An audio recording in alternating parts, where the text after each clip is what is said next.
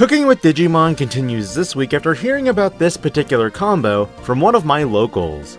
Huge shout out to Sean, one of my locals, for this neat little strategy. In a brief discussion, he had this insane but awesome thought that I wanted to share with the Digimon community. And today we're cooking with not just one card, but expanding our palette with 3 ingredients. Today's combo features a level 3 and 4 Digimon along with a very specific tamer. The narrative of today's video is to highlight this combo before integrating it into a specific deck. How useful will this combo be, and where will it help? Let's get cooking.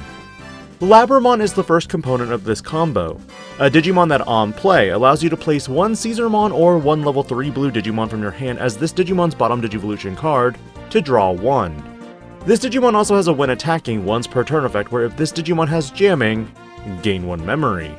Considering your newest BT17 Seasarmon has jamming, pretty easy. Not to mention, you also have Betamon and Biomon as other level 3 blue Digimon targets that could be run in the deck in order to slot and give this Digimon jamming. Interestingly, Seasarmon on play, and when Digivolving, also lets you place one blue level 3 Digimon card from your hand as this Digimon's bottom Digivolution card. At which point, one of your Digimon gains jamming for the turn. Could be this Digimon, or another. But when you add in Minami Uehara, this blue tamer allows you to on play one Labramon or Seasarmon from your hand or one of your Digimon's Digivolution cards without paying cost. Your turn. When one of your Digimon is played from the Digivolution cards by suspending this tamer, one of your blue Digimon gains rush for the turn. So in a hypothetical situation, this tamer is played and you can play out either of those 2 Digimon we just mentioned in order to draw 1, or gain jamming, and simultaneously rush. While this combo is good and all, the big question you may be asking is, what's the point? Though there is an upcoming restriction list around the corner this week, I doubt any of these cards will be hit, and while the combo seems funny in regards to adding extra aggression to a deck, the next question you may be pondering, what deck could possibly utilize this? What's a deck that's blue and utilizes a lot of tamers? The answer is Ulforce Veedramon. Ulforce Veedramon's first appearance in BT11 incorporated a lot of blue tamers with a partial engine of Veedramons in order to find and build your stack and go wombo combo.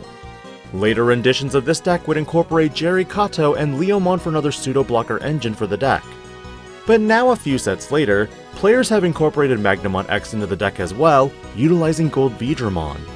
But what if this list wasn't as traditional or conventional as others? What if you threw out a lot of the original package? Your hypothetical scenario is to ideally have out Ulforce Veedramon and Rina Shinamaya from BT11. Because when Ulforce Veedramon attacks, you suspend Rina Shinamaya to play out a blue tamer. Remember, any blue tamer. If you play Minami Uehara, this tamer will now let you play a Seasarmon or Labramon from either the Ulforce Veedramon's Digivolution sources or from your hand without paying cost. If you happen to play a Digimon from the Digivolution sources, this also means that Minami has the opportunity to convert that Digimon into a rush attacker the same turn. Seasarmon or Labramon could have potentially jamming because so much of your level 3 lineup and Seasarmon himself has jamming. However, if you play the Digimon from the hand, this does lock you out to just playing a Digimon for a potential target to be deleted. But leaving a level 4 out means you can threaten Zudomon Ace. Very briefly, I tested this list here, and found it kind of hilarious with the interactions.